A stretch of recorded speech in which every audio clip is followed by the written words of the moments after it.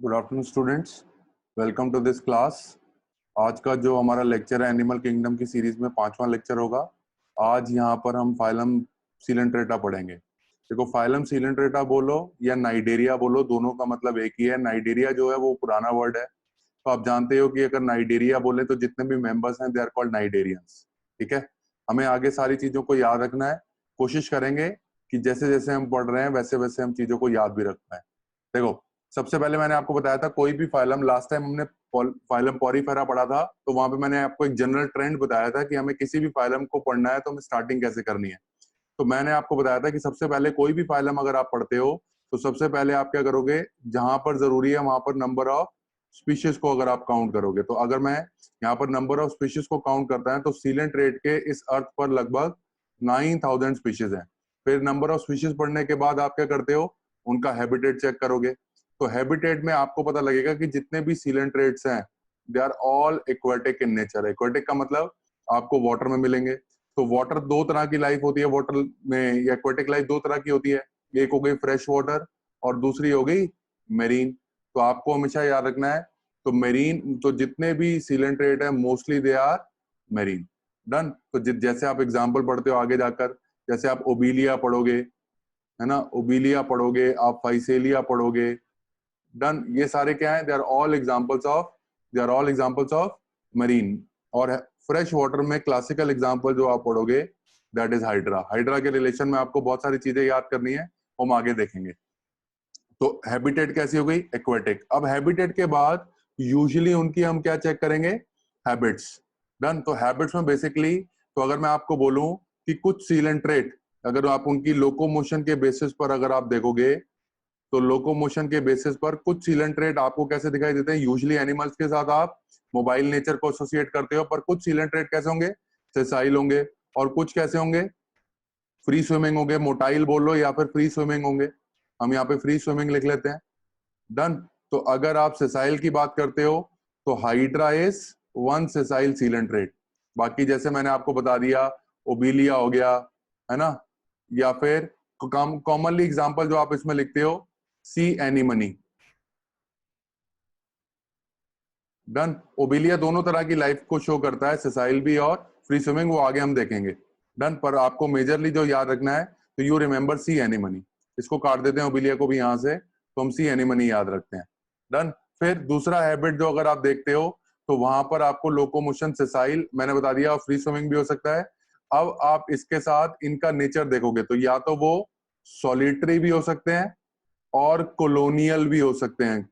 Solitary का मतलब English का वर्ड है, तो जहां पर आप जिसका मीनिंग समझते हो अकेले, तो यूजुअली अकेले रहने वाले, अकेले ड्वेल करने वाले जो आपको सीलेंट्रेट दिखाई देंगे, उसमें क्लासिकल एग्जांपल जब आप पढ़ते हो हाइड्रा।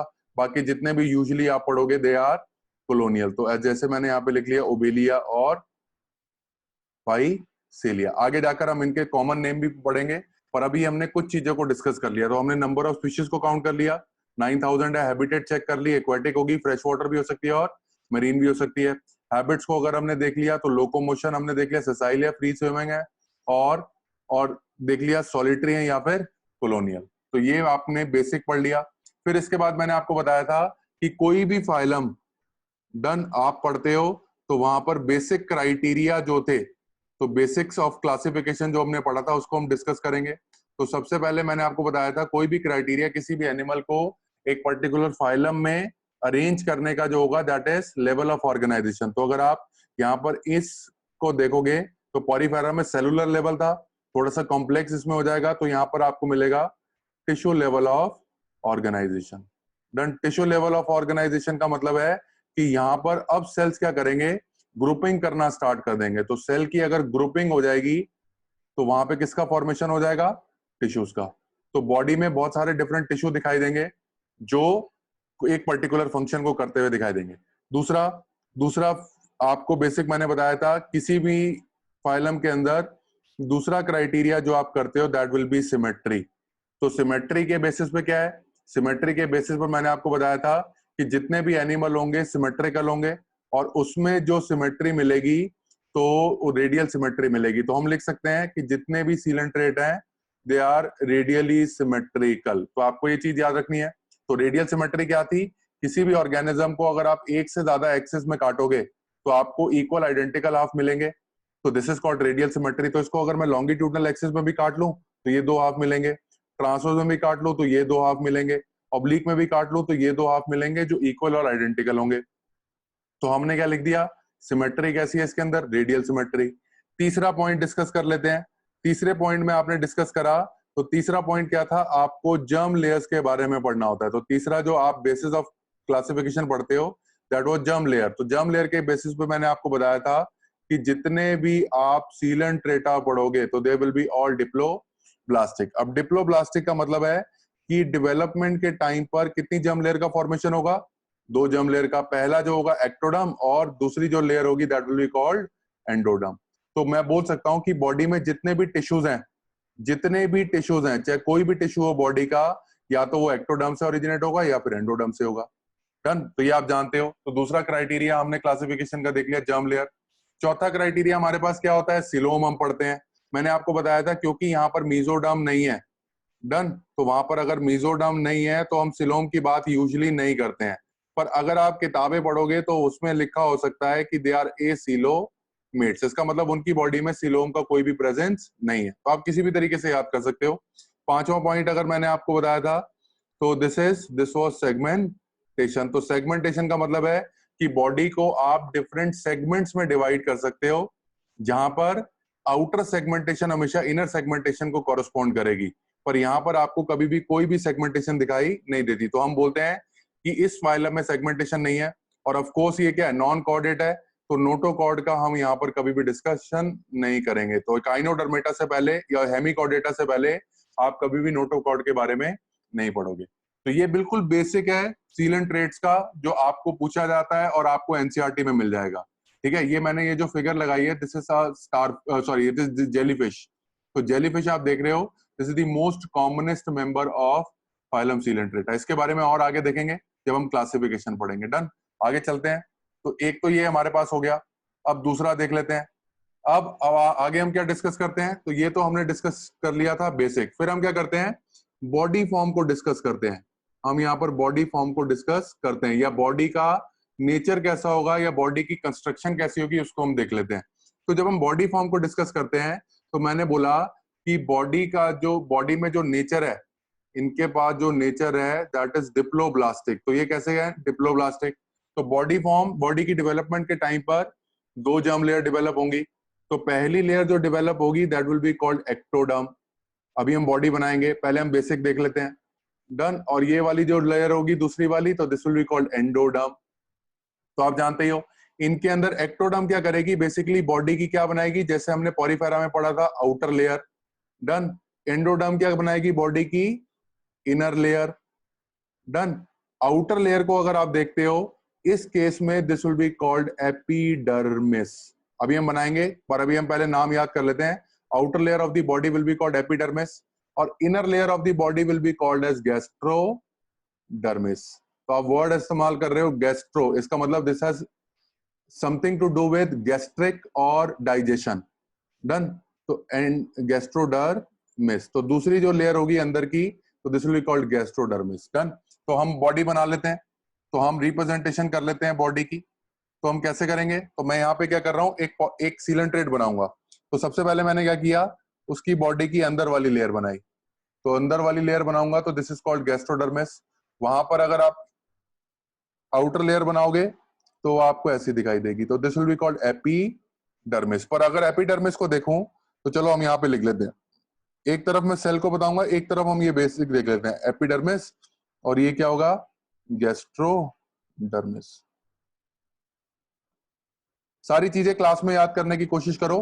तो गैस्ट्रोडर्मिस और एपिडर्मिस। अगर मैं एपिडर्मिस को देखूं तो एपिडर्मिस क्या करती है, अपने एपिकल पार्ट पर या अपने सुपरफिशियल पार्ट पर ये क्या करेगी, फिंगर लाइक प्रोजेक्शंस को देगी। डन, तो यहां पर मैंने क्या बनाया है, ये जो फिंगर लाइक प्रोजेक्शंस हैं जो एपिडर्मिस, तो these are nothing but extensions of epidermis. Done, और अगर मैं बोलूं इनका नेचर देखूं तो these are called finger like extensions of epidermis. तो इनको हम बोलते हैं they are going to be called as tentacles. Done. तो एपिडर्मिस का मॉडिफिकेशन उसकी एपिकल साइड पर किस फॉर्म में होगा? टेंटेकल्स की फॉर्म में होगा। डन। तो एपिडर्मिस पूरी गैस्ट्रोडर्मिस। अच्छा, अगर मैं देखूं गैस्ट्रोडर्मिस को, तो गैस्ट्रोडर्मिस बेसिकली क्या कर रही है? It is enclosing a cavity. तो अगर मैं यहां पे देखूं, this gastrodermis is enclosing a cavity. तो इस कैविटी को अगर मैं देखूं तो this is going to be called as coelenteron. This cavity is going to be called as a coelenteron. और यहां पर सीलेंटेरॉन की जगह this is also known as gastrovascular cavity. Porifera में आपने इसको स्पॉन्जोसील बोला था, यहां पर आप बोलोगे सीलेंटेरॉन या फिर गैस्ट्रोवेस्कुलर कैविटी। आपको याद रखना है। तो गैस्ट्रोवेस्कुलर कैविटी बेसिकली क्या करती है? This communicates to the outside, this communicates to the outside via opening called osculum. तो आपको हमेशा याद रखना है। तो बॉडी में अगर आप देखोगे तो ये जो इसकी गैस्ट्रिक कैविटी है, this is communicating to the outside. तो अगर आप देखोगे तो this is communicating to the outside through a opening called osculum. Done. तो ऑस्क्यूलम एक ऐसी ओपनिंग है जिसके थ्रू फूड आएगा। सिंस ये सारे सीलेंट्रेट किस में रहते हैं? वाटर में। तो जब वाटर बॉडी के अंदर जाएगा तो बहुत सारा फूड लेके जाएगा, और जैसे ही ये बाहर, और जब फूड डाइजेस्ट हो जाएगा तो water will be thrown out. तो फूड को पिकअप करने के बाद water will be thrown out. तो आप ऐसा देख रहे हो कि एक ऐसा ऑर्गेनिज्म जिसमें एक ही ओपनिंग है, जिसके थ्रू वाटर अंदर भी जा सकता है और बाहर भी जा सकता है। डन। और ऐसी ओपनिंग का नाम आपने रख दिया, this is going to be called as osculum. तो मैंने क्या बताया? बॉडी को अगर आप लेयर्स में डिवाइड करते हो तो कितनी लेयर है? आउटर लेयर है। Outer layer is called epidermis, और इनर लेयर क्या होगी? गैस्ट्रोडर्मिस। गैस्ट्रोडर्मिस क्या कर रही है? This is enclosing a cavity. तो मैं यहां पे लिख लेता हूं gastrodermis, what it does, it encloses a cavity. Done. इस कैविटी का नाम आपने रखा हुआ है, दिस कैविटी इज कॉल्ड सीलेंटेरॉन।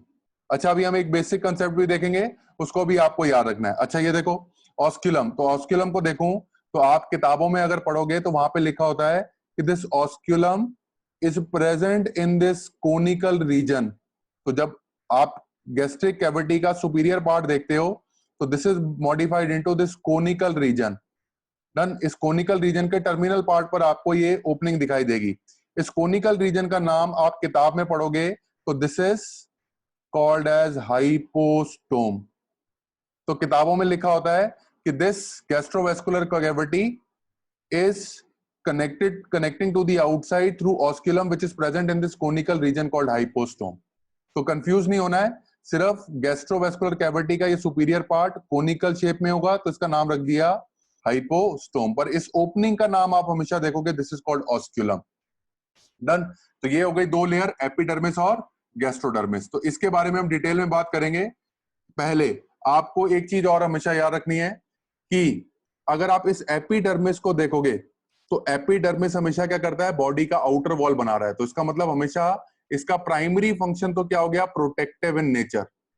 तो एपिडर्मिस कहीं पर भी होगी तो this is protective in nature, ये आपको सीखना है। और गैस्ट्रोडर्मिस कहीं पर भी होगी तो this will B somehow helping in digestion. अभी हम देखेंगे किस तरीके का डाइजेशन होता है। डन। अच्छा, अब हम इसकी बात कर लें तो एपिडर्मिस पे जो आपको सेल्स मिलते हैं they will B of different type. Gastrodermis में जो आपको सेल्स मिलते हैं they will B of different type. बहुत तरह के सेल्स मिलते हैं, सभी आपके लिए जानना जरूरी नहीं है, पर जो इंपॉर्टेंट है वो सब हम देखेंगे। डन। तो बात करते हैं एपिडर्मिस की। तो यहाँ पर एक बार फिर से लिख लेते हैं हम, बॉडी वॉल तो दो लेयर में डिवाइड होगी। तो यहाँ पे बना लेते हैं हम। तो अगर मैं बॉडी वॉल को बनाऊं, this will be like this. तो हमारे पास क्या था? आउटर लेयर हमें बनानी है, तो outer layer will be like this. This was epidermis. इसी के अंदर आपको जो दूसरी लेयर दिखाई दे रही थी, दिस वाज कॉल्ड गैस्ट्रोडर्मिस। मैंने आपको बताया ये एपिडर्मिस क्या करेगी? अब this will have this formation of finger like projection. तो यहां पर आपको फिंगर लाइक प्रोजेक्शन का नाम आपने रख दिया टेंटिकल्स। इनर लेयर क्या कर रही थी? This was connecting to the outside through this opening which was present in this conical projection called hypostome। ये सारे रीजन आपने देख लिया। एक चीज और हमेशा याद रख लेना, ये जो बीच की लेयर है यहाँ पर, तो एक्टोडर्म और एंडोडर्म के बीच में या फिर एपिडर्मिस और गैस्ट्रोडर्मिस के बीच में ये जो आपको मिडल में लेयर दिखाई देती है, दिस विल बी कॉल्ड मीजेनकाइम। तो मीजेनकाइम बोलो, मीजोग्लाया बोलो, और या फिर मीजोहाइल बोलो, कहीं पर भी अलग अलग वर्ड आपको मिल जाए तो समझ लेना सभी का मतलब यही है कि this is a jelly like layer जो आपको इन दोनों के बीच में दिखाई देगी। डन। हम किसकी बात कर रहे थे? तो मैंने आपको बोला कि हम पहले बात कर लेते हैं किसकी? एपिडर्मिस की। डन। एपिडर्मिस पर अगर आप देखोगे तो there are different type of cells which are forming what? Epidermis. तो एपिडर्मिस में सबसे इंपॉर्टेंट पहले तरह के जो सेल्स आपको याद रखने हैं कि they will be special type of these epithelial cells. They will be special type of this epithelial cell. सारे नहीं बना रहा हूं पर आप इसको याद रख लो ऐसे। तो these are called epithelial cells, पर actually these are not completely epithelial cells, they are called epitheliomuscular cells. epitheliomuscular cells। तो बॉडी में अगर आप बाहर की तरफ देखोगे तो ऐसे सेल्स होंगे जिनके कुछ एपिथेलियल फंक्शन होंगे और कुछ मस्कुलर फंक्शन होंगे, तो they are simply called as epitheliomuscular cells. Done. दूसरा अगर आप सेल देखोगे तो इसके बीच में आपको स्पेशल तरह के सेल दिखाई देंगे। तो एपिथेलियोमस्कुलर सेल्स के बीच में आपको स्पेशल तरह के टोटीपोटेंट सेल दिखाई देंगे। They are called interstitial cells. याद रखना है सभी को। तो they will be called interstitial cell. तो अगर आपको पॉरीफेरा याद है तो पॉरीफेरा में मैंने आपको बताया था कि वहां पर आपको स्पेशल तरह के टोटीपोटेंट सेल दिखाई देंगे विच वर कॉल्ड आर्कियोसाइट। यहां पर जो आपको टोटीपोटेंट सेल दिखाई देंगे तो they are not called archaeocyte but they are called interstitial cell. तो मैं इसको देख लेता हूं कि they can be called as undifferentiated. Undifferentiated का मतलब कि अभी वो किसी एक पर्टिकुलर सेल में डिफरेंशिएट नहीं हुए। तो अनडिफरेंशिएटेड टोटीपोटेंट सेल्स, तो they will be called interstitial sales. तीसरे तरह के सेल्स अगर आप देखोगे तो they will be called sensory sales. आपको हमेशा याद रखना है कि पहला रिप्रेजेंटेटिव, तो यहां पर आपको सेंसरी सेल का बोल रहा हूं कि नर्व सेल, तो यहां पर आपको याद करना है कि nerve cell will be present. तो मैंने आपको बताया था कि पहला फाइलम जो आपको नर्व सेल जिसमें दिखाई देगा तो this will be called Coelenterata. तो यहां पर अगर आप देखोगे तो यहां पर आपको एक और तरीके का सेल दिखाई देगा, this will be called sensory cell. Done. तो ये तीन तरह के सेल्स आपको मेजरली यहां पे दिखाई देंगे। पर चौथे सेल जो आपको सबसे इंपॉर्टेंट पढ़ने हैं तो they will be like hair. तो इसको मैं व्हाइट कलर से बना रहा हूं। तो यहां पर आपको टेंटेकल रीजन पर आपको ये स्पेशल तरह के सेल दिखाई देंगे। तो these are all characteristic features of coelenterata. तो सभी सीलेंट्रेट्स के अंदर आपको क्या दिखाई देंगे? ये स्पेशल तरह के सेल्स जो एपिडर्मिस पे तो प्रेजेंट है पर एपिडर्मिस में थ्रू आउट प्रेजेंट नहीं है, सिर्फ किसके ऊपर प्रेजेंट है? टेंटेकल्स के ऊपर। इन्हीं सेल्स का आपने नाम रख दिया तो they will be called cnidoblast. तो आपको याद रखना है they will be called cnidoblast. और इन्हीं का दूसरा नाम है they are called stinging cells. Done. तो अगर आप देखोगे नाइडोब्लास्ट या फिर स्टिंगिंग सेल्स, तो हम एक स्टिंगिंग सेल को देखेंगे कैसा होता है। तो यहां पर हम क्या कर रहे हैं बेसिकली, तो इस सेल को अगर मैं निकाल लूं तो दिस इज नाइडोब्लास्ट। तो नाइडोब्लास्ट सबसे पहले तो आपको दिखाई देगा कि they are only present over tentacle region. तो जहां पर भी टेंटेकल होंगे तो वहां पर आपको वो दिखाई देगा। तो this is like a normal cell in the body. तो अगर आप किसी भी नॉर्मल सेल को देखते हो, पहले हम इसकी कुछ खास बात देख लेते हैं। तो नाइडोब्लास्ट बोलो या निमेटोब्लास्ट बोलो, तो अलग अलग किताबों में निमेटोब्लास्ट, तो अलग अलग नॉमेनक्लेचर आपको वहां पर दिखाई देता है। तो है कुछ भी नहीं, they are just poison containing cells. अभी देखेंगे कैसी होती है। डन। तो अगर आप इसको देखोगे तो इनके अंदर स्पेशल तरीके का पॉइजन या फिर टॉक्सिन बोल लो आप, प्रेजेंट होता है। तो toxin is basically nothing but it is consisting of phenolic compounds, और बहुत सारे इसमें प्रोटीन होते हैं basically which can paralyse the prey. अभी कहानी देखेंगे कैसे जाएगी। तो they can paralyse the prey. हमेशा याद रखना जब भी आप कार्निवोरस, जब भी आप सीलेंट्रेटा पढ़ते हो तो हमेशा याद रखना, तो सी for coelenterate, C for carnivorous. इसका मतलब कि हमेशा ये प्रे करने के बाद एनिमल फूड पर, बेसिकली हंटिंग पर ये डिपेंड करते हैं। तो जो एनिमल प्रोडक्ट को कंज्यूम कर रहे हैं तो दे आर कॉल्ड कार्निवोरस।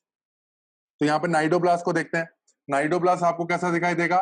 तो अगर मैं एक नाइडोब्लास्ट को बनाऊं तो एक कॉमन नाइडोब्लास्ट, तो अगर आप बॉडी में से कोई भी सेल उठा लो तो उसका कॉन्फ़िगरेशन जैसा होता है बिल्कुल वैसा ही आपको दिखाई देगा, बस इसमें स्पेशल तरह के वैक्यूल होंगे जिसमें पॉइजन होगा। तो आप नाइडोब्लास्ट जब भी आप पढ़ते हो तो आप किताब में पढ़ोगे they are oval shaped cells. Done. तो they are oval shaped cells. तो अंडे की शेप में ये सेल आपको ऐसा दिखाई देगा, तो this will be oval shaped cell, this will be called one cnidoblast. इसके अंदर क्या होगा, एक, क्योंकि ये सारे क्या होते हैं यूकैरियोट्स हैं, तो इनके अंदर सेल के अंदर क्या प्रेजेंट है, न्यूक्लियस प्रेजेंट है। तो अगर आप कोई भी सेल बनाओगे तो उसके अंदर न्यूक्लियस तो आपको दिखाई देगा, न्यूक्लियस के साथ साथ आपको बाकी सारे ऑर्गेनल भी दिखाई देंगे जो हम यहाँ पे ड्रॉ नहीं करेंगे। पर इस सेल की खास बात क्या है कि इसके अंदर एक बहुत बड़ी सी कैविटी होगी या एक बहुत बड़ा सा वैक्यूल होगा जिसके अंदर आपको वो टॉक्सिन दिखाई देगा।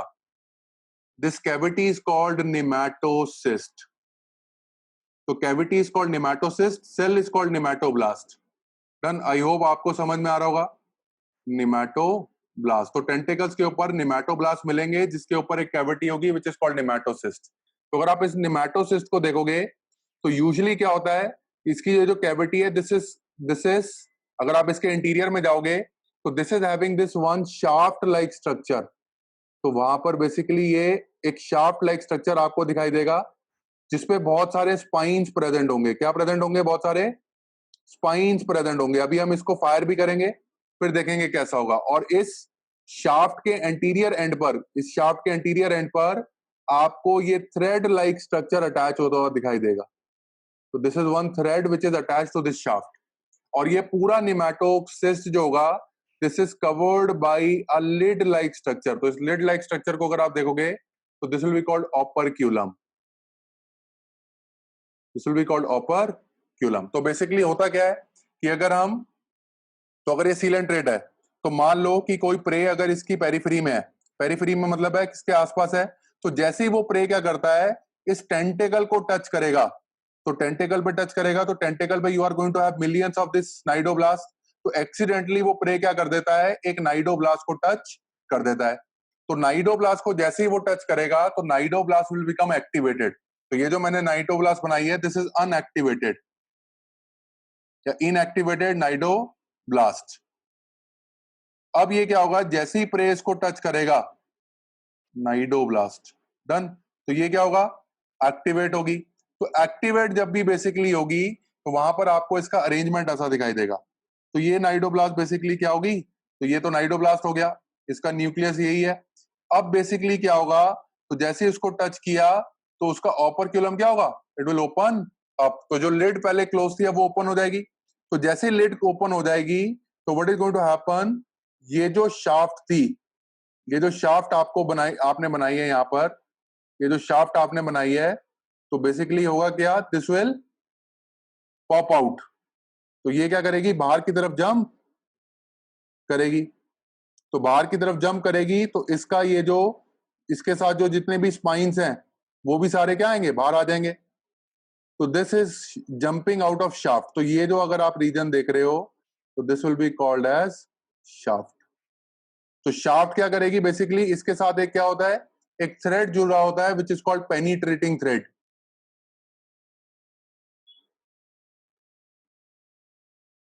तो ये अनफायर्ड थी, डन। आपको याद रखना है कि जैसे ही इसको टच करूंगा मैं, तो जैसे आप टच करोगे तो बेसिकली इसके अंदर ऑस्मोटिक प्रेशर बढ़ जाता है। तो ऑस्मोटिक प्रेशर जैसे ही बढ़ेगा तो this operculum will open up, this operculum will open up. Operculum open होगा तो शाफ्ट बाहर आएगी, और इस शाफ्ट के साथ जो बेसिकली ये जो थ्रेड है this will penetrate the body of, this will penetrate the body of prey. तो जैसे ही पेनिट्रेशन होगा बॉडी में तो there will be, this will lead to injection of toxin into body of prey. तो जैसे इंजेक्शन होगा तो प्रे का क्या हो जाएगा, पैरालिसिस, डन। तो प्रे का पैरालिसिस हो जाएगा। ऑलवेज रिमेंबर कि जितने भी नाइडोब्लास्ट हैं, तो cnidoblast they can only be used once, they can only be used once. तो एक ही बार यूज होंगे। तो जैसे मान लो मैं आपको बोल रहा हूं कि प्रे ने यहाँ पे टच किया तो ये नाइडोब्लास्ट यूज्ड अप हो गया। अब बेसिकली क्या होगा, यूज्ड अप होने के बाद थोड़ी देर के बाद जैसे इसका टॉक्सिन की एम्प्टिंग हो जाएगी तो दिस विल डीजेनरेट। तो बहुत सारा क्या होगा, यहां से अब इंटरस्टिशियल सेल्स क्या करेंगे, they will jump into this mesenchyme और यहां से ट्रेवल करते करते they will reach to what, they will reach to this tentacle and they will get modified into what, new nidoblast. तो बेसिकली क्या होता है कि नाइडोब्लास्ट यूज्ड अप होते रहते हैं और नए नाइडोब्लास्ट रीजनरेट होते रहते हैं, तो आपको याद रखना है पर एक नाइडोब्लास्ट हमेशा एक ही बार में इस्तेमाल होगा। डन। तो ये मैंने जो फिगर बनाया, अच्छा यहाँ पे देख लेते हैं और एक चीज रह गई, अगर आप इस पूरी निमेटोसिस को देखोगे तो निमेटोसिस, तो अगर मैं इसको देखूं तो ये जो मेम्ब्रेन होगी this will be called plasma membrane. तो किसी भी सेल की आउटर मोस्ट बाउंड्री क्या होती है, प्लाज्मा मेम्ब्रेन। और प्लाज्मा मेम्ब्रेन और इस निमेटोसिस्ट, प्लाज्मा मेम्ब्रेन और निमेटोसिस्ट के बीच में बेसिकली क्या होता है, एक रिस्ट्रेनिंग थ्रेड होता है, यहाँ पर रिस्ट्रेनिंग थ्रेड प्रेजेंट होता है, this is called lasso, this is called lasso. तो ये रेस्टिंग स्ट्रक्चर है, तो जैसे ही हम इसको टच करेंगे, तो जैसे ही कोई प्रेस को टच करेगा तो बेसिकली लैसो क्या करता है, this will break out, this will break out, और निमेटोसिस क्या करेगी, this will keep on injecting. तो यहां से जितना भी पॉइजन होगा, तो जितना भी पॉइजन होगा this will start to enter into what, into this shaft. तो इसको अगर आपको देखना है तो मैं जैसा बुक में आपके फिगर बनी है तो उसमें दिखा देता हूं। तो यहां पर अगर आप देखोगे तो ये आपके पास ये है, तो ये अगर आप देखोगे तो this is one cell, this is one cnidoblast. Done. तो इस नाइडोब्लास्ट को अगर आप देख रहे हो तो ये क्या है, इसकी आउटर बाउंड्री है, तो this will be called plasma membrane. ये आपने देख लिया, इसका न्यूक्लियस है, न्यूक्लियस के साथ साथ आपको ये थ्रेड लाइक स्ट्रक्चर जो मिल रहा है that is called restraining thread, इसका नाम आपने रख दिया लासो। यहाँ पर ये जो कैविटी आपको दिखाई दे रही है, तो ये जो पूरी कैविटी आपको दिखाई दे रही है this is filled with this toxin.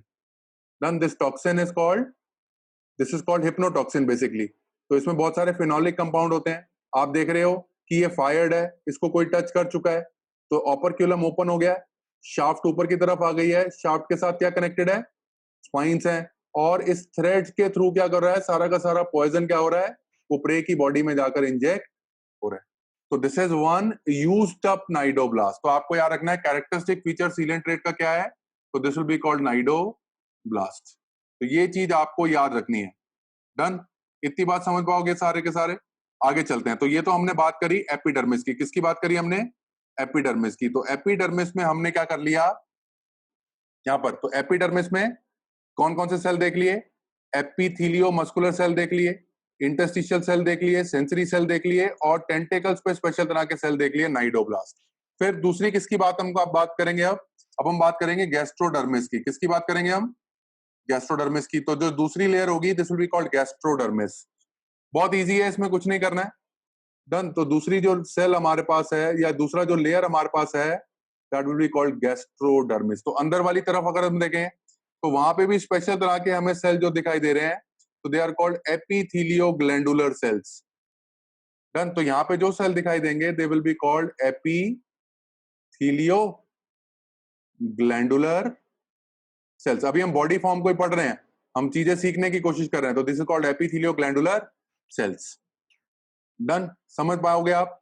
तो this is epithelio glandular cells का मतलब है कि ग्लैंडुलर सेल्स का मतलब क्या है कि they will be having capacity to secrete enzymes. मैंने आपको बताया था, तो एंजाइम को सिक्रीट करेंगे तो they will aid in digestion, तो they will help in digestion. अच्छा, मैंने आपको डाइजेशन बताया था नेचर में कितने तरीके का होता है, तो अगर हम बात कर ले, मैंने आपको बताया था डाइजेशन कितने तरीके का था, दो तरीके का।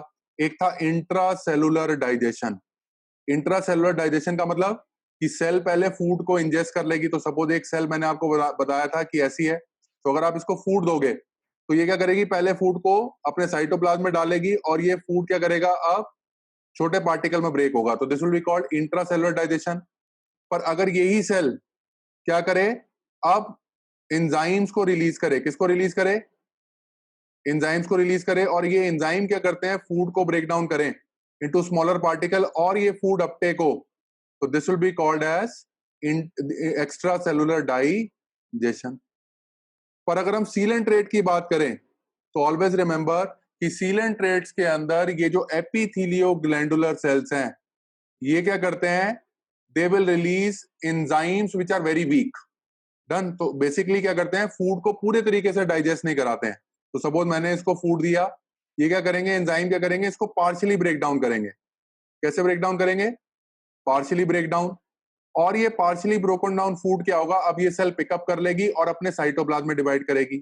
तो ऐसा मोड ऑफ डाइजेशन जब आप पढ़ते हो तो this is called as extra cellular digestion followed by intracellular digestion. तो आपको याद रखना है कि पॉरीफेरा में आपने पढ़ा इंट्रासेलुलर डाइजेशन, अब उससे आगे आप आ गए हो सीलेंट्रेटा में तो extra cellular digestion followed by intracellular digestion. Done. इसके आगे जितने भी फाइलम आप पढ़ोगे तो उसके अंदर you will always find extra cellular digestion. Done. तो हमारे अंदर भी क्या है, एक्स्ट्रा सेलुलर डाइजेशन है। हम एंजाइम रिलीज करते हैं, फूड को डाइजेस्ट करते हैं और हमारी सेल क्या करती है, डाइजेस्टेड फूड को पिकअप करके हमारे ब्लड में थ्रो कर देती है। इस प्रोसेस को आप बोलते हो एब्जॉर्प्शन। डन। तो ये आपने देख लिया। तो पहले तरह के सेल जो आपको मिलेंगे गैस्ट्रोडर्मिस में, they are called epithelio glandular cells. Done. दूसरे तरह के सेल जो आपको गैस्ट्रोडर्मिस में मिल सकते हैं जो बाहर की तरह कॉमन है, they are called interstitial cells. इसके बारे में ज्यादा डिस्कस नहीं करेंगे। तो इंटरस्टिशियल सेल्स आपको एपिडर्मिस में भी मिल सकते हैं और गैस्ट्रोडर्मिस में भी मिल सकते हैं। यहां मैं बना रहा हूं, अगर आप फिगर को देखोगे। दूसरा, तीसरे तरह के सेल जो आपको मिलेंगे तो they will be called sensory sales. तो बाहर भी सेंसरी सेल्स थे, अंदर भी सेंसरी सेल्स हैं। डन। ये चीज आप सीखते हो। ये सारी चीजें आपको हमेशा याद रखनी है with respect to body wall. तो एपिडर्मिस हो गई, गैस्ट्रोडर्मिस हो गई। अच्छा, एक बेसिक कंसेप्ट मैं आपके साथ डिस्कस कर रहा हूं, आपको वो हमेशा याद रखना है। इसको आपको हमेशा याद रखना है इसका। ठीक है, चलते हैं आगे। अच्छा, एलिमेंट्री कैनाल को थोड़े एलिमेंट्री कैनाल पे बात कर देते हैं। मैंने आपको बताया कि यहाँ पे किस रिस्पेक्ट में बता रहा हूं, मैंने आपको बताया कि गैस्ट्रोडर्मिस एनक्लोज क्या करती है, एनक्लोजेस अ कैविटी जिसका नाम आपने रख दिया, दिस इज कॉल्ड सीलेंटेरॉन। डन। या इसको आपने बोल दिया this is called gastrovascular cavity. Done. अच्छा, अगर हम थोड़ा सा नेचर के अंदर देखें तो एलिमेंट्री कैनाल की थोड़ी सी बात कर लेते हैं। एक कंसेप्ट यहां पर जानना बहुत जरूरी है हमें, ये आपको हर जगह पे काम आएगा। तो अगर मैं एलिमेंट्री कैनाल की बात करूं तो नेचर में दो ही तरह की एलिमेंट्री कैनाल है। डन। या तो आप किसी किताब में पढ़ोगे, लिखा होगा कि एलिमेंट्री कैनाल कैसी होगी, इनकम्प्लीट, और दूसरी कैसी होगी, complete alimentary canal. Done. Incomplete alimentary canal का मतलब है कि एक ऐसी एलिमेंट्री कैनाल जिसमें एक ही ओपनिंग होगी जो इनलेट का भी काम करेगी और आउटलेट का भी काम करेगी। डन। तो यहां पर क्या होगा, there will be single opening, है ना, that acts as both inlet as well as outlet. Done. और इस ऐसी ओपनिंग जो इनलेट का काम भी करेगी, इनलेट का मतलब फूड जिस ओपनिंग से आएगा उसी ओपनिंग से बाहर भी चले जाएगा, तो ऐसी ओपनिंग को आप बोलते हो ऑस्क्यूलम। डन। दूसरी एलिमेंट्री कैनाल कैसी हो गई, complete type of alimentary canal. Complete type of alimentary canal का मतलब हो गया एक ऐसी एलिमेंट्री कैनाल जिसके अंदर कितनी ओपनिंग होगी, दो ओपनिंग होगी। एक ओपनिंग इनलेट का काम करेगी और एक ओपनिंग आउटलेट का काम करेगी। तो आप जानते हो इनलेट और आउटलेट, अगर हम अपनी बॉडी देख लें तो इनलेट जो है हमारी दैट इज माउथ और आउटलेट जो है दैट इज एनस। तो अगर हम बोलेंगे कि ऐसे एनिमल जिनके अंदर माउथ और एनस दोनों प्रेजेंट है तो they are having complete type of alimentary canal. पर ऐसे एनिमल्स जिनके अंदर इन एक ही ऐसी एलिमेंट्री कैनाल प्रेजेंट है जिसके अंदर एक ही ओपनिंग है, तो that is called incomplete type of alimentary canal. Done. Always remember. तो अगर मैं अपनी बॉडी देखूं तो मेरी बॉडी को अगर मैं बाहर से देखूं तो मेरी बॉडी की ये आउटर वॉल है, तो this is the outer wall of my body. Done. इस आउटर वॉल के अंदर से एक ट्यूब पास कर रही है। तो अगर मैं अपने आप को कट कर लूं यहां से, तो अगर मैं अपने आप को कट कर लूं यहां से, सपोज मैं अपना नेक कट कर लूं और ऊपर कैमरा लगाऊं, तो ऊपर कैमरा लगाने से मुझे क्या पता लगेगा कि ये जो मेरी बाहर वाली लेयर होगी this is called body wall, और इसके अंदर से जो ट्यूब पास कर रही होगी this is called alimentary canal. और बॉडी वॉल और एलिमेंट्री कैनाल के बीच में जो कैविटी है उसका नाम हमने रखा हुआ है this is called body cavity. ये मैंने आपको पहली क्लासों में बता दिया है। डन। अब एलिमेंट्री कैनाल की दो ओपनिंग है, एक हो गई इनलेट के लिए और एक हो गई आउटलेट के लिए, तो माउथ हो गया और एनस। तो हमारी बॉडी में ऐसा प्लान है, तो ऐसा प्लान जहां पर एलिमेंट्री कैनाल बॉडी के सेंटर से पास कर रही है और जिसकी दो ओपनिंग है, तो this will be called tube within a tube plan. तो ऐसे animal they are having a plan called tube within a tube plan. तो आप देखोगे कि हमारी एलिमेंट्री कैनाल को आप ट्यूब समझ लो, तो एक छोटी ट्यूब बड़ी ट्यूब के अंदर से पास कर रही है, तो this is called tube within a tube plan. Done. और अगर आप इनको देख लो तो इनकी बॉडी में क्या है, तो अभी आपने देखा तो ये क्या होगी, आउटर बाउंड्री होगी, और ये क्या हो गया, तो सपोज ये एपिडर्मिस हो गया, और ये क्या हो गई, गैस्ट्रोडर्मिस। तो गैस्ट्रोडर्मिस में कितनी ओपनिंग है, एक ही ओपनिंग है जिसके थ्रू आउट और इनवर्ड मूवमेंट हो रहा है फूड का। तो इस ऐसा प्लान बॉडी में जब भी होता है तो this is called as blind sac plan. Done. एक चीज याद रख लेना, सैक का मतलब बैग। डन। कहीं पर भी आप वर्ड ब्लाइंड पढ़ते हो विद रिस्पेक्ट टू सैक और ट्यूब, इसका मतलब this is only having one opening. कितनी ओपनिंग होगी, ओनली वन ओपनिंग। तो ऐसे कोई भी ट्यूब, तो अगर आप टेस्ट ट्यूब देखते हो तो टेस्ट ट्यूब में कितनी ओपनिंग होती है, एक ओपनिंग। तो हम बोलते हैं this is a blind tubule, इसी के थ्रू इनलेट है, इसी के थ्रू आउटलेट है। डन। तो हम बोल सकते हैं कि जितने भी सीलेंट्रेट्स हैं उनके अंदर बेसिकली, तो अगर मैं पूरा उनका डाइजेस्टिव सिस्टम देखूं तो सीलेंट्रेट्स के अंदर कैविटी इज कॉल्ड सीलेंट्रॉन और gastrovascular cavity which is the part of what, blind sac plan. और जिसके अंदर बेसिकली क्या हो रहा है, एक्स्ट्रा सेलुलर डाइजेशन हो रहा है, which is followed by intra cellular digestion. तो बहुत इजी है, सारी चीजें आपको याद रखनी है। तो पॉरीफेरा में क्या हो गया, इंट्रासेलुलर डाइजेशन, और इसके अंदर क्या हो गया, extra cellular digestion followed by intracellular digestion. तो ब्लाइंड सैक प्लान है, सारी चीजें आप समझ चुके हो। सीलेंट्रेट्स की आगे बढ़ते हैं। सीलेंट्रेट्स का सबसे इंपॉर्टेंट फीचर, अगर आपसे कोई पूछा जाए कि सीलेंट्रेट्स का सबसे इंपॉर्टेंट फीचर जो आपको पढ़ना है, that should be polymorphism. Polymorphism. Done. कि किसी और फाइलम में आपको दिखाई नहीं देगा, this is only characteristic features of coelenterate और नाइडेरियंस। डन। अब होता क्या है पॉलीमॉर्फिज्म, पॉली मतलब मैनी, मॉर्फोलॉजी मतलब शेप। डन। एक्सटर्नल फीचर्स को जब आप पढ़ते हो तो मॉर्फोलॉजी आप पढ़ते हो, तो यहां पर मैंने आपको लिख दिया, तो एक्सटर्नल शेप को देखकर अगर आप देख रहे हो तो दैट इज कॉल्ड पॉलीमॉर्फिज्म। तो इसकी मैं, पॉलीमॉर्फिज्म होता क्या है, पहले मैं डेफिनेशन लिख देता हूं, फिर उसके बाद बारे में हम डिस्कस करेंगे। डन। तो डेफिनेशन के बेसिस पर अगर हम लिख लें तो पॉलीमॉर्फिज्म इज पोजेशन ऑफ, पहले मैं डेफिनेशन लिख रहा हूं फिर हम इसको डिस्कशन करेंगे। Possession of more than one structurally and functionally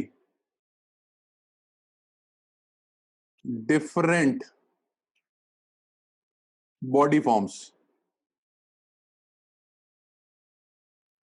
during one life time.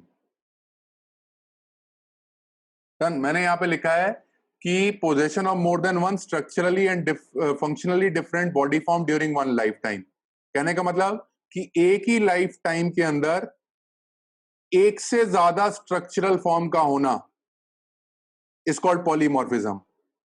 एक ही लाइफ में एक से ज्यादा फंक्शनल फॉर्म का होना इज कॉल्ड एज पॉलीमॉर्फिज्म। याद रखना, इसी को मैं एक्सप्लेन कर रहा हूं, वापस आऊंगा इस डेफिनेशन पे जब हम एक्सप्लेनेशन पढ़ चुके होंगे। क्लासिकल एग्जांपल, अच्छा हमेशा याद रखना कि not present in all coelenterates, this is not present in all coelenterates. हमेशा आपको याद रखना है सभी सीलेंट्रेट्स में प्रेजेंट नहीं है, पर जिन सीलेंट्रेट्स में आपको प्रेजेंट है, सबसे पहले आपको जो एग्जांपल याद रखना है, this is called Obelia. Done. Obelia को आप बोलते हैं, this is also known as sea fur. मैंने आपको पहले बताया था, ऐसे एनिमल किंगडम में जितने भी एग्जांपल हैं जो सी से स्टार्ट होते हैं, जिनके अंदर जिसके आगे प्रीफिक्स लगा होता है sea, they are very very important. तो सी फर हो गया, और दूसरा विल बी फाइसेलिया। यहां पर आप पढ़ोगे तो ओबीलिया और फाइसेलिया के अंदर आपको पॉलीमॉर्फिज्म दिखाई देगी। अभी होती क्या है वो देखेंगे। और Physalia is also known as Portuguese man of war. आप इनका कॉमन नेम पढ़ रहे हो तो sea fur is the common name of Obelia, Portuguese man of war is for Physalia. अब होता क्या है इसको देख लेते हैं। कहने का मतलब क्या है कि अगर आप ओबिलिया को देखो तो ओबिलिया अपनी एक लाइफ टाइम पे दो तरीके की बॉडी फॉर्म को पोजेस करता है। तो मैं यहाँ पे सिर्फ ओबिलिया की बात करूंगा, उसी से आप सारी चीजों को समझ जाओगे। तो अगर मैं देखूं तो ओबिलिया अपनी लाइफ को दो फॉर्म में डिवाइड स्पेंड करता है। तो एक ऐसी फॉर्म जिसको मैं बोलूंगा पॉलिप, और एक ऐसी फॉर्म जिसको मैं बोलूंगा दिस इज कॉल्ड मेडूसा। पहले तो आपको वर्ड सीखने हैं पॉलिप और मेडूसा। सपोज हाइपोथेटिकली अगर मैंने आपको बोला कि ओबिलिया का average life is 10 years, average life is how much 10 years, hypothetically बात कर रहा हूं यहां पर, तो हो सकता है 6 साल 6 ईयर्स ये क्या करे, it will spend in the form of a polyp. अभी देखेंगे होता क्या है। और हो सकता है 4 ईयर्स क्या करे ये, किसमें स्पेंड करे, it can spend as medusa. पर याद रखना ज्यादातर पॉलिप लंबा होता है, मेडूसा छोटा होता है लाइफ स्पैन। डन, हमेशा आपको याद रखना है। तो पॉलिप बेसिकली क्या है, पॉलिप हमेशा याद रखना। तो जब भी आप वर्ड पढ़ोगे polyp is sessile form of Obelia, तो यहां पर अगर आप देखोगे तो मोटाइल या फिर फ्री स्विमिंग फॉर्म जब भी होगा तो this is called as medusa. Sessile का मतलब अगर हम देख लेते हैं बॉडी शेप, अगर हम देखें तो दिस विल बी सिलेंड्रिकल, और ये इसको अगर हम देख लें तो this will B umbrella shaped. कैसा होगा, ये भी अम्ब्रेला शेप्ड होगा। अच्छा, सेसाइल है, सिलेंड्रिकल है। तो अगर मैं देखूं पॉलिप, तो अगर मैं ओबिलिया को देखूं तो ओबिलिया क्या करता है बेसिकली, अगर सिलेंड्रिकल फॉर्म में है तो ये क्या होगा, ग्राउंड के साथ अटैच होगा सबस्ट्रेटम के। और इसको अगर मैं बना लूं तो ये क्या है, इसके टेंटिकल्स। तो this is one Obelia present in the form of cylinder which is sessile. तो इस फॉर्म को हम क्या बोलते हैं, दिस इज पॉलिप। पर दूसरी फॉर्म अगर मैं देखूं विच इज लाइक दिस,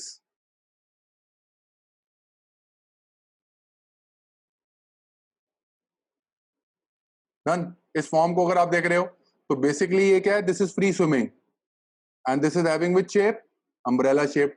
तो यहां पर अगर आप देखोगे तो दिस इज मेडूसा, तो this form is called Medusa. तो ये मेडूसा है। तो अगर आपको ऐसी फॉर्म दिखाई दे रही है, अच्छा इनका तो ये तो स्ट्रक्चरल फॉर्म हो गया। तो स्ट्रक्चर के बेसिस पे पॉलिप कैसे है, सिलेंड्रिकल, और मेडूसा कैसे है, अम्ब्रेला शेप। डन। अब फंक्शनल बेसिस पर भी डिफरेंट होगा। हमेशा याद रख लेना, पॉलिप जब भी डिवाइड करेगा तो पॉलिप हमेशा रिप्रोड्यूसेस, इट रिप्रोड्यूसेस एसेक्सुअली। तो मान लो मैं किसी ओबिलिया की लाइफ को देखना चाहता हूं, तो जिस टाइम पे मैंने ओबिलिया को देखा तो मेरे को किस फॉर्म में दिखाई दिया, वो पॉलिप की फॉर्म में दिखाई दिया। सेसाइल था, सिलेंड्रिकल था। तो मैं बोलूंगा जब भी ये रिप्रोड्यूस करेगा तो मेथड ऑफ रिप्रोडक्शन क्या होगा, that will B asexual reproduction. तो कॉमनेस्ट एसेक्सुअल रिप्रोडक्शन जो आपको दिखाई देता है दैट इज बडिंग। पर मेडूसा जब भी होगा, ऑलवेज रिमेंबर कि इट रिप्रोड्यूसेस सेक्सुअली। तो जितना भी फ्री स्विमिंग फॉर्म होगा ओबिलिया का, तो this will reproduce by sexual methods. इसका मतलब गैमेट का फॉर्मेशन होगा। डन। अब ओबिलिया कुछ टाइम पॉलिप में स्पेंड करता है और कुछ टाइम मेडूसा में। डन। और ये पॉलिप और मेडूसा क्या करते हैं basically, polyp and medusa they can move back and forth. इसका मतलब क्या है कि polyp can convert into medusa और medusa can convert back into it can give rise to polyp again. तो polyp to medusa, medusa to polyp. तो ऐसा process जब भी होता है तो this is called alteration of generation. तो आपसे कोई बोलेगा कि पॉलिप से मेडूसा बनना या मेडूसा से वापस पॉलिप बनना, this is called alteration of generation. इसी का फैंसी नेम है, दिस इज कॉल्ड मेटाजेनेसिस।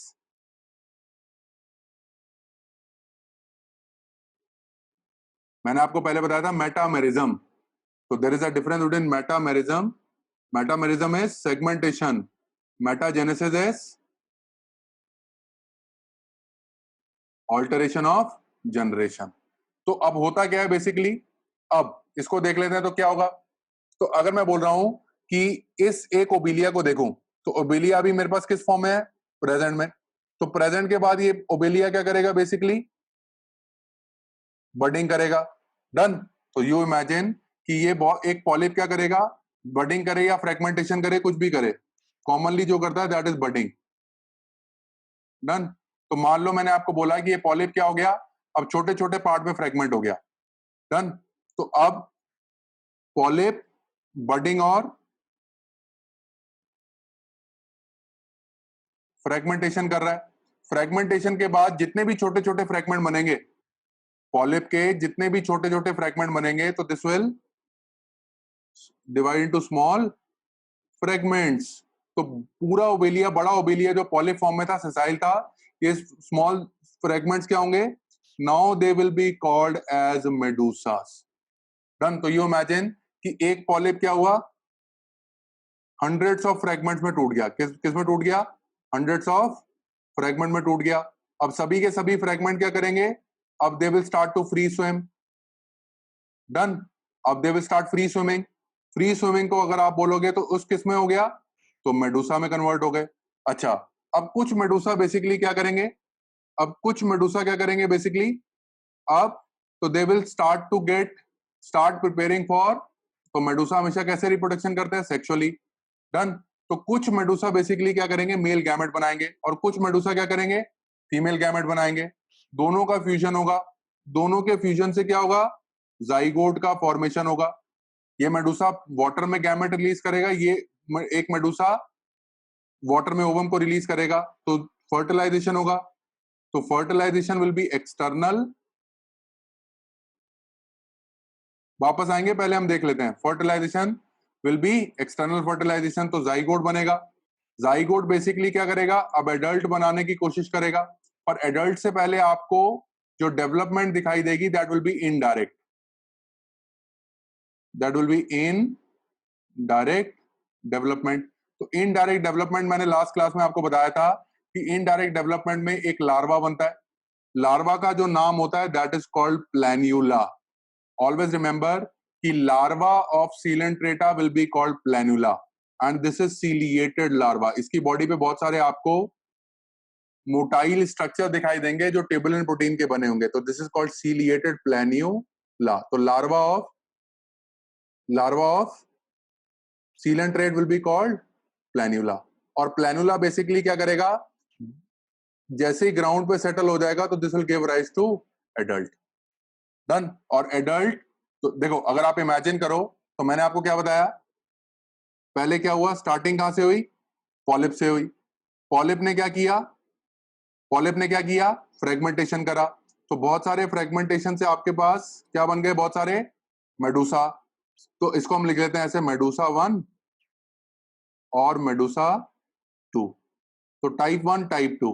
तो मान लो टाइप 1 ने ओवम बनाया और टाइप 2 ने क्या बनाया, स्पर्म बनाया।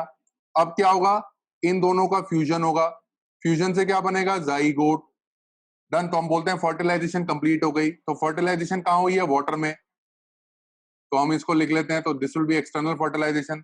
अब जाइगोट क्या करेगा, this will start to divide. अब आप जानते ही हो कि जाइगोट कैसा होता है, सिंगल सेल का। अब जैसे जैसे ये डिवाइड करेगा तो नंबर ऑफ सेल्स इंक्रीज करेंगे, तो एक फॉर्म बन जाएगी लार्वा। लार्वा का नाम आपने रख दिया, दिस विल बी कॉल्ड प्लैन्यूला। अब लार्वा क्या करेगा, ये और ज्यादा माइटोसिस को शो करेगा, बॉडी का साइज इंक्रीज करने की कोशिश करेगा, तो बॉडी में क्या बन जाएगा, एडल्ट। तो आप समझ सकते हो, एक जाइगोट में क्या थी, एक सेल थी, अब एडल्ट में क्या है, मिलियंस ऑफ सेल्स हो गई हैं। तो मॉलिक्यूलर वेट जो पूरी बॉडी का या पूरा बॉडी का जो वेट है अब वो इंक्रीज हो गया है। तो एडल्ट क्या करेगा, this will settle to the ground, और जैसे ही ग्राउंड पे सेटल होगा तो this will give rise to polyp. समझ आ रहा है यार। तो ये जो पूरी साइकिल बनी, पॉलिप टू मेडूसा और medusa to polyp, so this is going to be called as alteration of generation। छोटा सा कंसेप्ट है पर समझना बहुत जरूरी है। डन। तो यहां पर अगर आप देखोगे तो पॉलिप, अच्छा अगर मैं पॉलिप को देख लूं तो पॉलिप क्या था, मान लो बॉडी डिप्लॉयड थी, फ्रेगमेंटेशन हुआ, तो fragmentation is a sexual reproduction. तो ए सेक्सुअल रिप्रोडक्शन में तो क्रोमोसोम का नंबर या जेनेटिक कन्फिगरेशन चेंज नहीं होती है, तो मेडूसा भी कैसा होगा, N 2n, sorry polyp 2n था तो मेडूसा भी कैसा हुआ 2n। पर एक मेडूसा जब गैमेट बनाएगा तो गैमेट हमेशा किस डिवीजन से बनते हैं? मियोटिक डिवीजन से। तो आप जानते ही हो मियोटिक डिवीजन क्या होती है? रिडक्शनल डिवीजन होती है। तो क्रोमोसोम का नंबर हाफ हो जाता है। तो ओवम में भी n था, स्पर्म में भी n था, तो जाइगोट में क्या हो गया? 2n। तो लार्वा भी क्या होगा? 2n। एडल्ट भी क्या होगा? 2n। और नया पॉलिप भी कैसा होगा? 2n। तो this whole process is called as alteration of generation. इसी को आप बोलते हो मेटाजेनेसिस। सिर्फ क्लासिकल एग्जांपल जहां पर आपको मेटाजेनेसिस दिखाई देती है तो दिस विल बी इन, तो एग्जांपल क्लासिकल जो आप पढ़ते हो तो this is in obelia and physalia. इसके अलावा आपको कहीं पर भी ये दिखाई नहीं देगी। डन। तो अगर मैं इस पूरे सीलेंट्रेटा को नट शेल में लिखूं as far as its reproductive behaviour is concern, तो अगर मैं बोलूं सीलेंट्रेट्स के अंदर इन जनरल मैं बात कर रहा हूं तो रिप्रोडक्शन दो तरीके का हो सकता है, ए सेक्सुअल और सेक्सुअल रिप्रोडक्शन होगा। डन। ए सेक्सुअल रिप्रोडक्शन का मतलब कि अब कोई भी गैमेट का फॉर्मेशन नहीं हो रहा है, तो ए सेक्सुअल रिप्रोडक्शन किससे हो सकता है? बडिंग से हो सकता है, फ्रेगमेंटेशन से हो सकता है। डन। और रीजनरेशन भी हो सकती है which is very common. Done. ये डिफरेंट मेथड्स हैं जहां से ए सेक्सुअल रिप्रोडक्शन होता है। अब सेक्सुअल रिप्रोडक्शन में क्या होगा? मैंने आपको बोला था कि कभी भी आप रिप्रोडक्टिव सिस्टम पढ़ते हो तो सबसे पहले आप सेक्सेस के बारे में पढ़ते हो। तो ऑलवेज रिमेंबर कि जितने भी आपको सीलेंट्रेट दिखाई देते हैं तो दे आर यूजुअली मोनोइशियस। तो मोनोइशियस का मतलब कि एक ही तरीके के पेरेंट में दोनों तरीके के गैमेट्स बनाने की क्षमता होगी। या मैं बोलूं कि एक ही पेरेंट के अंदर मेल गोनाड भी होगा, फीमेल गोनाड भी होगा, या एक ही पेरेंट में मेल जर्म सेल भी होंगे और फीमेल जर्म सेल भी होंगे। डन। तो दिस विल बी मोनोइशियस। अब मोड ऑफ रिप्रोडक्शन कैसा हो गया? सेक्सुअल। तो सेक्सुअल के अंदर आप सबसे पहले क्या पढ़ते हो? फर्टिलाइजेशन। मैंने आपको बता दिया फर्टिलाइजेशन कैसा होगा? एक्सटर्नल। तो इसका मतलब क्या होगा कि गैमेट कहां फ्यूज करते हैं? Gamete they will fuse in water. फिर फर्टिलाइजेशन के बाद क्या होगा? There will be what? Development. तो डेवलपमेंट आप जानते हो कैसा होगा? In direct. इनडायरेक्ट डेवलपमेंट का मतलब है कि there will be formation of larva. Larva is always called as planula. इतना मैंने आपको बता दिया कि this is a ciliated larva. तो बॉडी, अगर आप प्लैनुला को देखोगे, suppose this is the body of planula, इसके आसपास बहुत सारे आपको क्या दिखाई देंगे? तो you will be having this finger like projection, these are called cilia, जो इसको स्विमिंग में हेल्प करेंगे। और जैसे जैसे बॉडी का साइज बढ़ता जाएगा बॉडी हैवी हो जाएगी, तो सीलिया उतने एफिशिएंट नहीं होंगे इसको स्विम कराने में। तो what is going to happen? ये यूजुअली क्या करता है? This will settle to the bottom. Done. हर केस में ऐसा नहीं होता, पर मोस्ट ऑफ द केसेस में आपको ऐसा दिखाई देगा। पर लार्वा का नाम आपको हमेशा याद रखना है, this will always be called as planula. Done. तो आप कभी भी सीलेंट रेट्स पढ़ोगे तो सीलेंट रेट्स के अंदर मैं आपको बता देता हूं क्या क्या पढ़ना है डायरेक्टली। तो सबसे पहले आपने बॉडी फॉर्म चेक कर ली, तो बॉडी फॉर्म में आपने बता दिया कैसी कैसी बॉडी फॉर्म थी, आउटर लेयर कैसी है, इनर लेयर कैसी है। फिर दूसरी चीज जब आप चेक करोगे, दूसरी चीज आप क्या चेक करोगे? आप उनके अंदर डाइजेशन का मोड देखोगे। फिर उसके अंदर आप पॉलीमॉर्फिज्म को चेक करोगे। डन। पॉलीमॉर्फिज्म के अलावा आप किसको चेक करोगे? सबसे इंपॉर्टेंट आपको याद रखना है कि पॉलीमॉर्फिज्म के अलावा, पॉलीमॉर्फिज्म अगर आपने देख लिया, this is same as alteration of generation और मेटाजेनेसिस। और इन जनरल आप रिप्रोडक्शन पर ध्यान दो। डन। मैंने आपको बताया कि जितने भी सेक्सेस होंगे दे आर मोनोइशियस। एक ही एक्सेप्शन है जो आप वहां पर याद रखोगे, दैट इज हाइड्रा।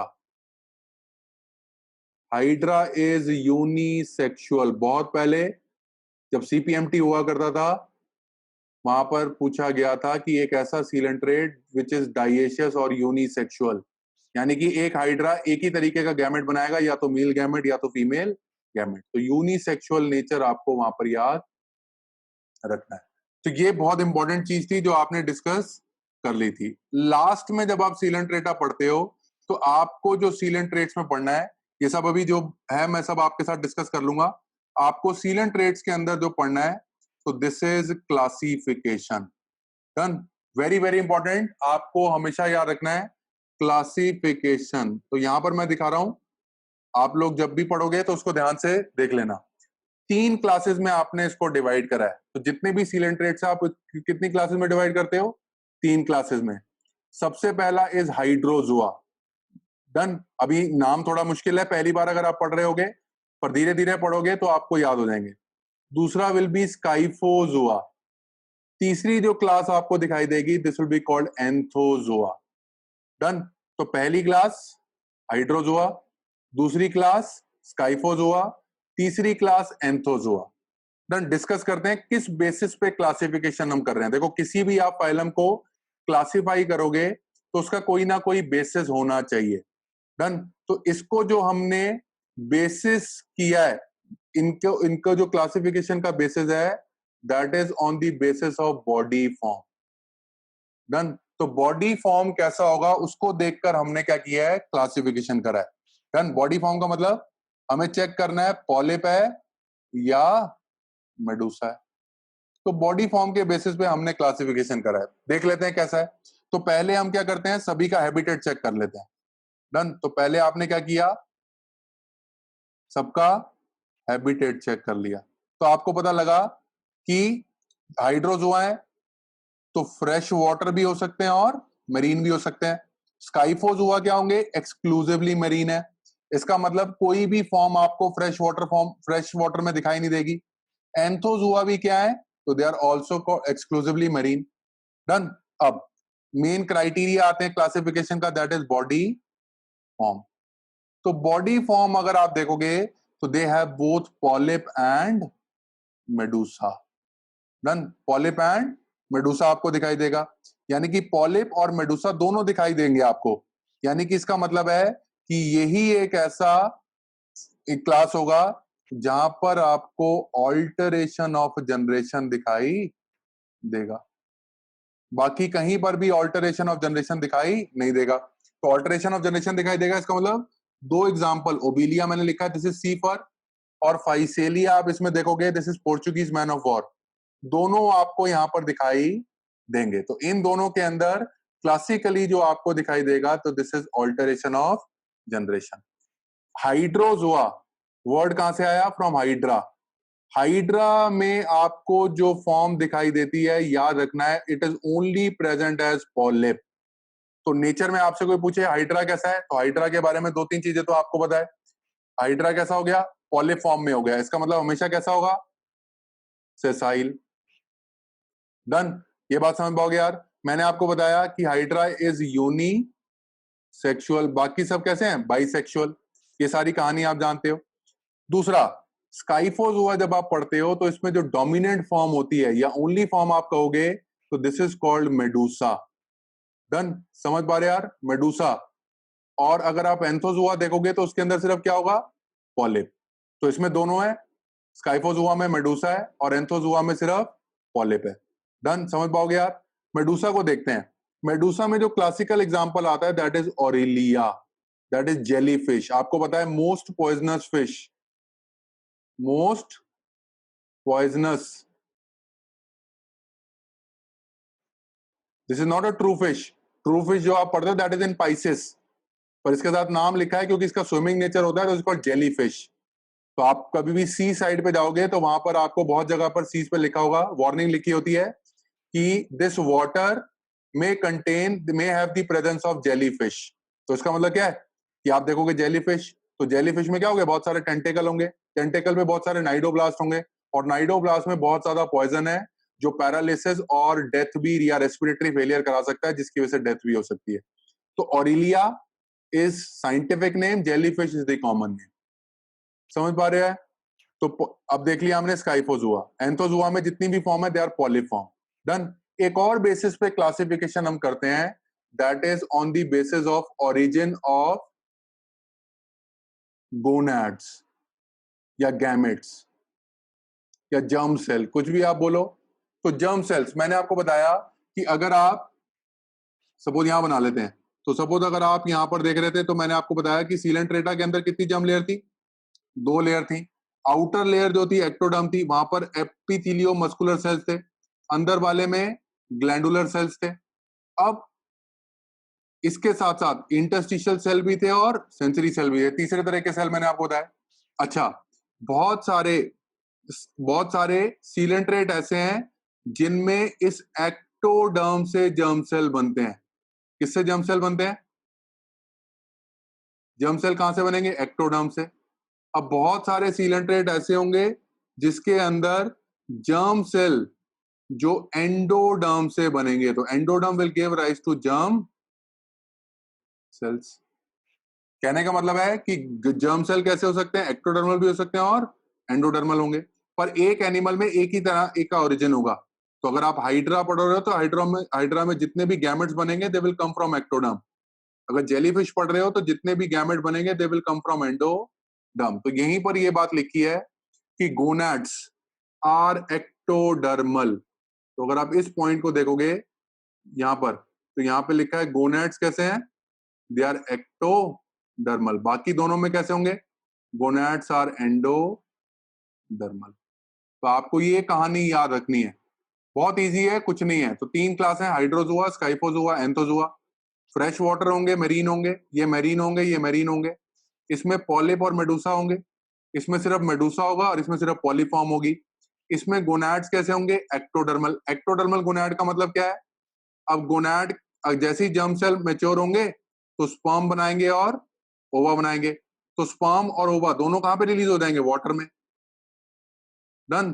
तो फर्टिलाइजेशन भी क्या हो जाएगी? एक्सटर्नल। अच्छा, अगर मैं इसकी देखूं तो जर्म सेल अगर यहां से बन रहे हैं, तो जर्म सेल अगर अंदर से बन रहे हैं तो स्पर्म भी कहां रिलीज होगा? गैस्ट्रोवेस्कुलर कैविटी में। ओवम भी कहां रिलीज होगा? गैस्ट्रोवेस्कुलर कैविटी में। अब ये क्या करेंगे? ऑस्क्यूलम के थ्रू बाहर आ जाएंगे, तो स्पर्म भी बाहर आ जाएगा और ओवा भी बाहर आ जाएगा।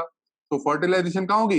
ये भी बॉडी के बाहर होगी। तो ये भी कैसी हो जाएगी? External fertilization. तो फर्टिलाइजेशन हमेशा कैसा रहेगा? External, irrespective of site of formation of germ cell. Done. तो ये मेजर, आपको ये 3 पॉइंट हमेशा मेजर याद रखने हैं, बाकी सब इतने इंपॉर्टेंट नहीं है। डन। अगर फिर भी आप पढ़ना चाहो तो इसमें लिखा है coelenteron is not divided into septa. Done. अगर सेप्टा का मतलब है कि अगर आप इनकी सीलेंट्रॉन देखोगे तो this will be like this. Simple coelenteron होगा, यानी कि गैस्ट्रोडर्मिस सिंपल होगी। और अगर गैस्ट्रोडर्मिस को ऐसे बनाओ, डन, तो ये क्या है? This is divided into many compartments. तो दीज आर कॉल्ड कंपार्टमेंटलाइज्ड सीलेंटेरॉन। ये सिर्फ आपको इसमें दिखाई देगी लास्ट वाले में, एंथोजोआ में। तो इसमें लिखा है coelenteron is not divided into septa. Done. Coelenteron is not divided into septa. ये दोनों फीचर सेम हो गए। Coelenteron have different compartments. Done. तो ये सब इतना इंपॉर्टेंट नहीं है जानना, पहले 3 इंपॉर्टेंट बहुत ज्यादा है। एग्जाम्पल देख लेते हैं इसके। तो एग्जाम्पल आपने देखे, तो हाइड्रोजोआ के ये 4 एग्जाम्पल तो आपको हमेशा याद रखने हैं। Always remember these 4 example. तो पहला हाइड्रा, ओबिलिया, फाइसेलिया, और लास्ट में आपको जो याद रखना है that is millepora. Done. Always remember, एक और वर्ड बता रहा हूं आपको, कि जितने भी एंथोजोअन्स आप पढ़ते हो they are all called as corals. They are all called as coral. अभी बताऊंगा कोरल क्या होते हैं। तो corals are members of anthozoan. किस फॉर्म में? पॉलीफॉर्म में। तो हमेशा कैसे होंगे? हमेशा कैसे होंगे? सेसाइल। डन। तो अगर आप सी के बेस पे जाओगे तो सी पर आपको बहुत सारे ये सीलेंट ट्रेड दिखाई देंगे। डन। तो ये सीलेंट ट्रेड दिखाई देंगे जो ग्राउंड के साथ अटैच होंगे, पॉलिप फॉर्म में प्रेजेंट होंगे। Done. And these are going to be called as corals. Very very important. Corals का हम देखेंगे नाम और फंक्शन क्या होता है अभी आगे देखेंगे। अब सिर्फ तो सारे जितने भी कोरल्स हैं दे आर ऑल इन एंथोसुआ। सिर्फ एक ही ऐसा कोरल है which is part of hydrozoa which is called millepora. Done. Which is also known as hydroid coral. आपको ये वर्ड इस्तेमाल करना है, याद रखना है। This is only coral which is in hydrozoa. बाकी जितने भी कोरल्स हैं they are all part of anthozoa. तो इसमें देख लेते हैं। तो इसमें क्लासिकल एग्जांपल जो आपको याद करना है that is adamsia, that is called sea anemone. Very very important, आपको याद रखना है, दैट इज अडेम्सिया। फिर दूसरा है Pennatula, this is called Pennatula, this is called sea pen. मैंने आपको बताया कि जितने भी एग्जांपल्स हैं सी से स्टार्ट होंगे वो आपको याद रखने हैं। डन, तो आपने याद रख लिया, तो आपको मैंने बता दिया sea fur, that is obelia. Sea pen, आगे पढ़ोगे सी फैन। ये 3 एग्जांपल आपको हमेशा याद रखना है। तो सी फर, ओबिलिया, सी पेन, पेनाट्यूला। फिर गॉर्गोनिया को अगर आप देखते हो तो this is called sea fan. फिर ट्यूबिपोरा अगर आप देखते हो तो this is called organ pipe coral. Shape इसकी कैसी होती है? Like organ pipe. फंजिया, तो फंजाई से आया है, तो this is called mushroom coral. Meandrina, this is very very important, this is very very important. Meandrina, that is called brain coral. Done, तो जैसा आपका ब्रेन होता है वैसी शेप में होता है meandrina. Corallium, that is called red coral. Heliopora, that is called blue coral. Astraea, astraea, कहीं पर भी वर्ड एस्टर लग जाए तो दैट मीन्स स्टार, तो this is called star coral. तो आपको ये सारे एग्जांपल जरूर याद रखने हैं। सीलेंट रेट्स के बेसिक में हमने बॉडी वॉल पढ़ा, डाइजेशन देखा, ऑल्टरेशन ऑफ जनरेशन देखा, फिर जनरल रिप्रोडक्शन कैसा होता है वो देखा, और फिर हमने क्या देख लिया? क्लासिफिकेशन। तो ये आपको इस क्लासिफिकेशन को हमेशा याद रखना है। This is very very important.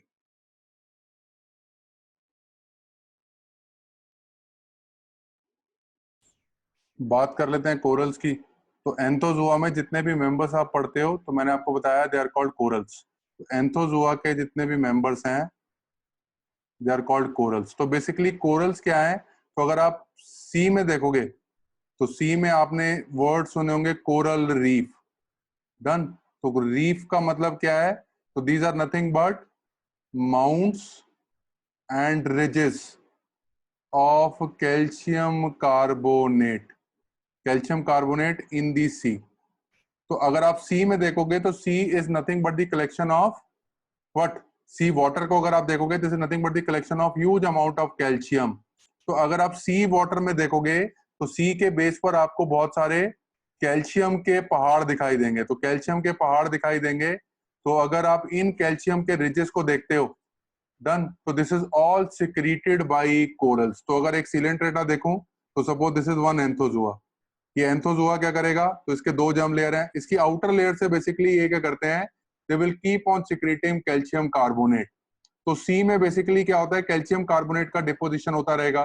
तो कैल्शियम कार्बोनेट का डिपोजिशन होता रहेगा तो बहुत सारे माउंट्स या फिर कैल्शियम कार्बोनेट के रिजेस बनना स्टार्ट करेंगे। तो रिजेस को जब आप बोलते हो तो दे आर कॉल्ड रीफ्स। तो आपको पता ही है कि रीफ्स क्या है? तो दे आर हाउसिंग, तो सबसे ज्यादा तो they are forming a very special type of ecosystem which is called marine ecosystem. तो आपने सुना होगा स्कूबा डाइविंग। तो स्कूबा डाइविंग बेसिकली ऐसे रीजन्स में करी जाती है जहां पर आपको रीफ्स दिखाई देते हैं। तो वहां पर आप देखोगे कि उन कैल्शियम माउंट्स के अंदर बहुत सारे डिफरेंट स्पीशीज ऑफ एनिमल्स वो क्या करते हैं? अपने आप को इनहेबिटेट करते हैं।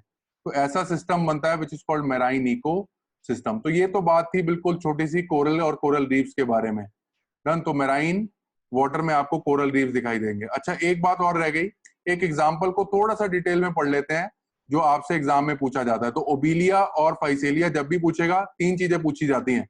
एक तो इनका प्रीडोमिनेंट बॉडी फॉर्म कौन सा होता है, तो आपको हमेशा याद रखना है पॉलिप होगा।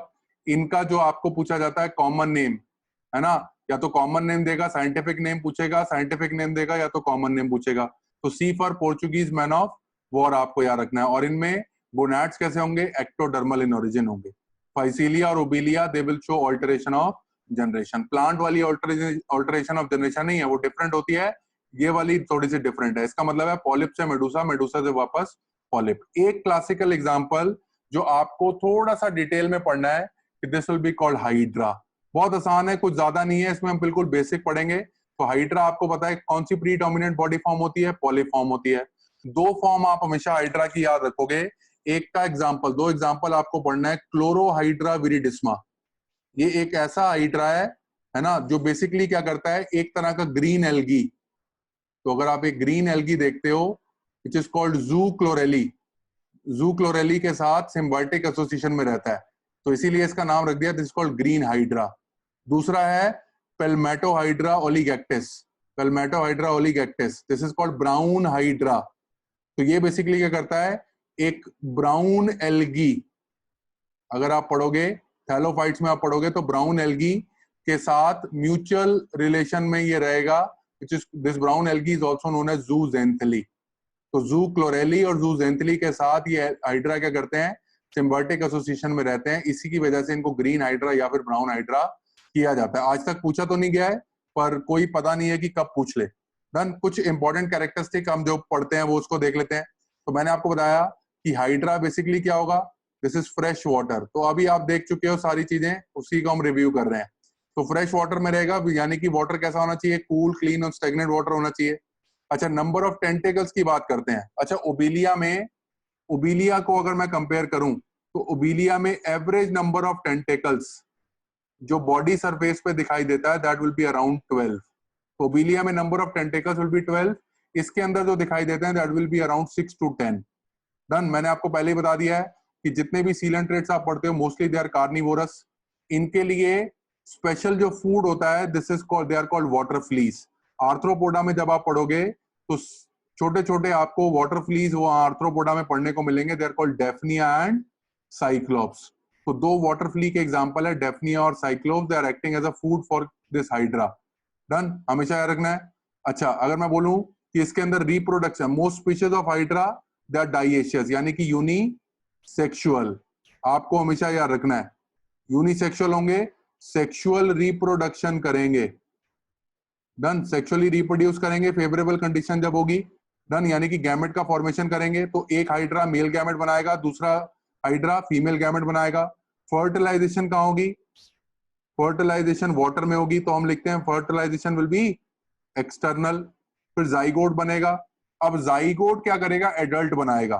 पर हमें जो मेन इंपॉर्टेंट बात याद रखनी है कि there is no free larval stage in Hydra.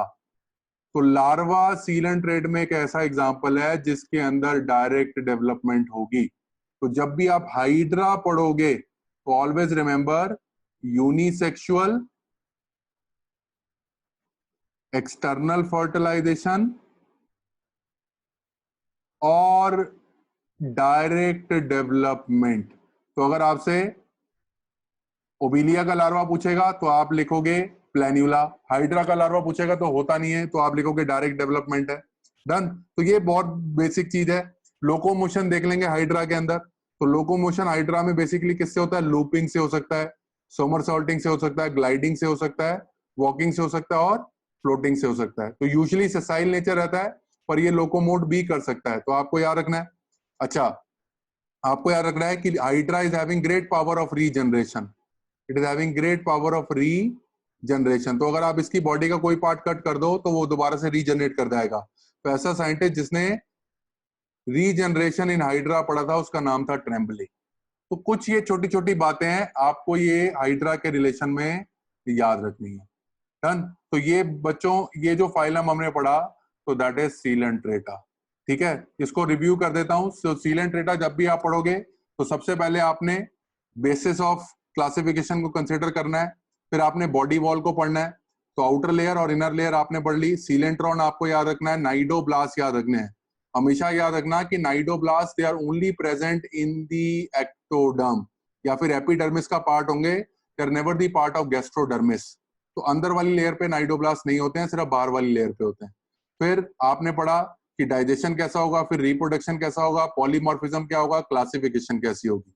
तो this is all about Coelenterata. Next class में जब हम मिलेंगे तो टीनोफोरा पढ़ेंगे। बहुत ही छोटा फाइलम है, जो चीजें आपने यहाँ पर पढ़ी हैं बिल्कुल सेम वहीं पर रिपीट होंगी, पर कुछ एग्जांपल्स आपको याद करने। फिर हम अगली क्लास में स्टार्ट कर देंगे प्लैटी हेलमिन्थ्स यानी फ्लैट वर्म। तो आज के लिए इतना ही।